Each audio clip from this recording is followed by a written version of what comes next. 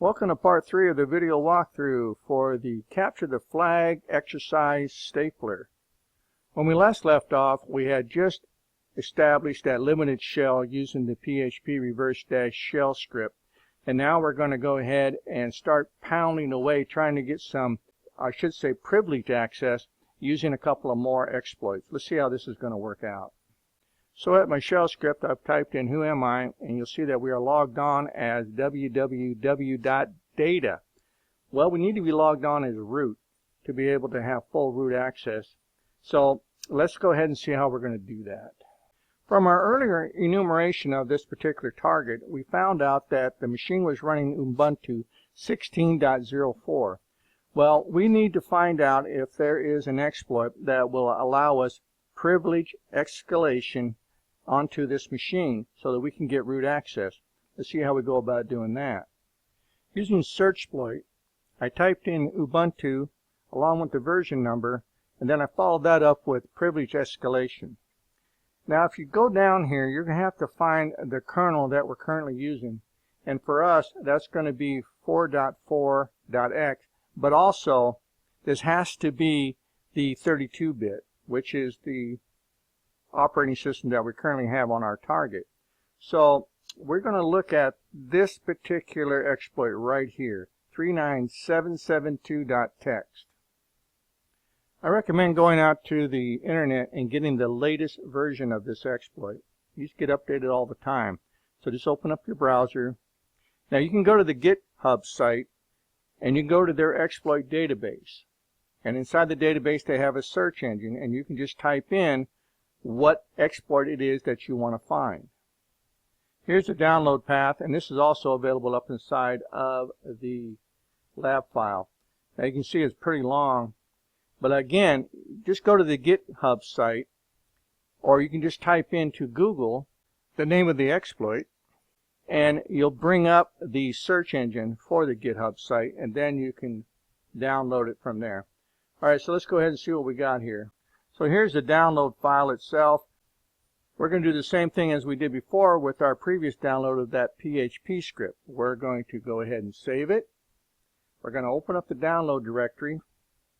We're going to go to the download folder itself, and we're going to right click on it, and we're going to go to our desktop. We're going to select stapler, and we're going to click on the select button.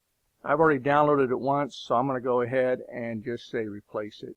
Once you're done there, you can go on back to your desktop, close out your browser, and we can go ahead and clear this terminal, and we'll begin to get busy with this latest download, which will hopefully give us that root access that we need. So the first thing we want to do is just go ahead and do an ls, and let's see what's inside of our stapler directory. And we see that we have this particular download that we just moved on over there. So what we have to do now is extract it. We're going to use the unzip command. I'm going to right click and I'm going to paste the name of that directory in there, and I'm going to hit enter. Alright, so now you're not going to see this. What you're going to see is just the extraction of these particular files that are inside of this archive. Alright, so we're going to move on, and now what we're going to do is we're going to get inside of the folder that we extracted. So if we do another ls, you'll see that we have a folder in here called 3972. I should say 39772. So I'm going to go ahead and change directory on over into here. Right click and paste that in there. And now you'll see that my prompt has changed to let me know that I'm in that directory. So now what I'm going to do is another ls, and we're going to see what's actually inside of here. So we have a crasher.tar and we have an exploit.tar. So we're now ready to extract the contents of the exploit.tar. To do this, I've typed in the command tar space xvf space exploit.tar. I'm going to go ahead and hit enter. And this is the contents of this particular exploit.tar file. So we're going to list the contents of the 39772 directory one more time. And you'll see now that we have another directory inside of here called the ebpf underscore long name double put underscore exploit. we're going to change directory over to that location. Now, make it easy on yourself. Do a CD and just highlight and copy it. No need to try to fat finger that one. So we're going to do a copy, and I'm going to right click in here and paste, and I'm going to hit enter. Let's do an ls and see what's in this location. We have a compile.sh, doubleput.c, hello.c, and we have another file called the SUID helper.c. This particular exploit requires some finesse, so make sure that you're following along with the instructions exactly as they're written. I'm going to back up one level. I'm going to go into the 39772 folder again. To do this, I just type in cd space ... Now I'm back to my 39772 directory. To move these exploits up to the web server that we want to gain root access to, we're going to have to create our own HTTP server inside of the 39772 directory. To do this, we're going to use a very small Python script that's going to build for us a very small HTTP server running on port 8000. Let's see how we do this. So there's the script itself. It's a Python script, very small. Python space -m space followed by simple HTTP server. Watch your syntax, make sure you spell it correctly. Now, it has to run inside of the 39772 folder because that's where the exploits are located. I'm going to go ahead and hit enter, and now we are serving HTTP on the root of port 8000. So inside of this 39772 folder, I have started a very small HTTP server. So we go ahead and minimize this. Let's get back on over to our shell. Now, from our shell, we're going to use the wget command, and we're going to type in wget, the path, and the port along with the exploit that we want to upload. Let's see how we do this. So here's the wget command that I used. Now let's explain this. I did an wget space followed by the IP address of my Kali machine, not the WordPress machine, because I'm saying to this shell, I want you to go to the web server located at .28, and I want you to upload the exploit.tar. So let's go ahead and hit enter. And so we get a denied permission. That's because we're not in the right folder. So if you look at it and you do an ls, you've got to go in here and you've got to find a folder to which you have permissions to. This gets a little tricky because a lot of these folders aren't going to let us do anything. But there's a good chance that if we go inside of the temp folder, we can. So what I want to do here now is I want to do a CD over to the temp folder. So I'm going to attempt to get into the temp folder by doing a CD tmp, and you'll notice that I did. So I'm now inside of the temp folder. All right, so now we can run that wget command one more time, and hopefully this time it's going to work. And we get an OK. So we were able to just change directories into a folder to which we had permissions, and we were able to upload the exploit.tar using the wget command. So let's go ahead and do an ls, see what's inside of this temp folder, and we see we have the exploit.tar. All right, so we're going to go ahead and we're going to expand this one more time. So I'm going to go ahead and just copy and paste this in there.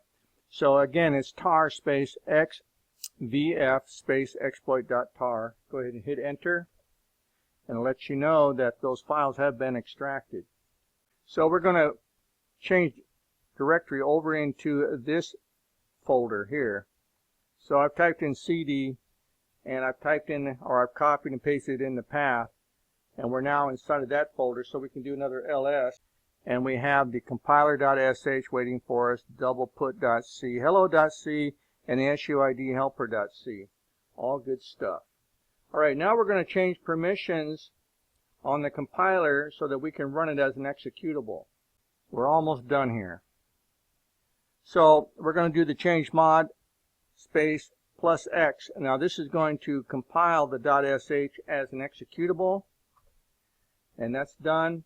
Now we're going to run the compiler.sh, as a script.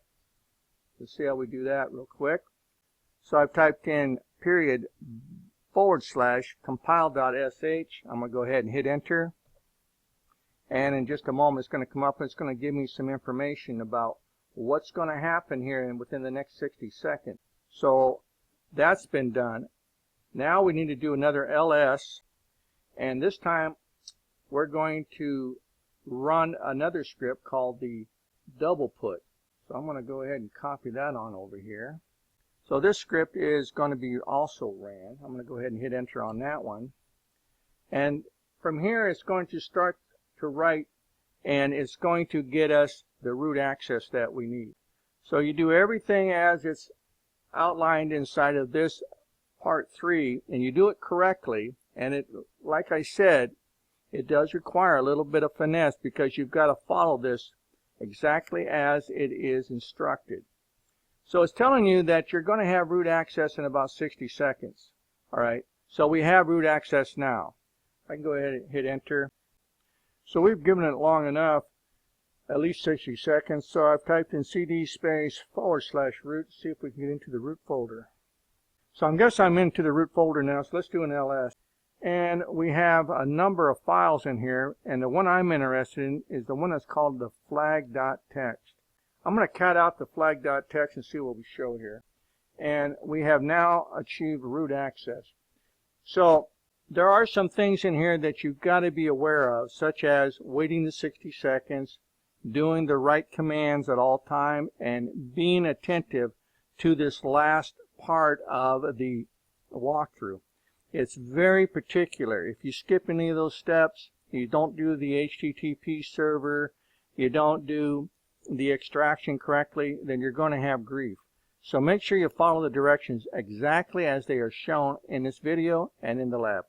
That concludes this 3-part video walkthrough for the capture the flag exercise called Stapler. Now, if you have any questions or concerns about anything that was covered in this video, please do not hesitate to reach out and contact your instructor, and I'll see you in the next capture the flag exercise.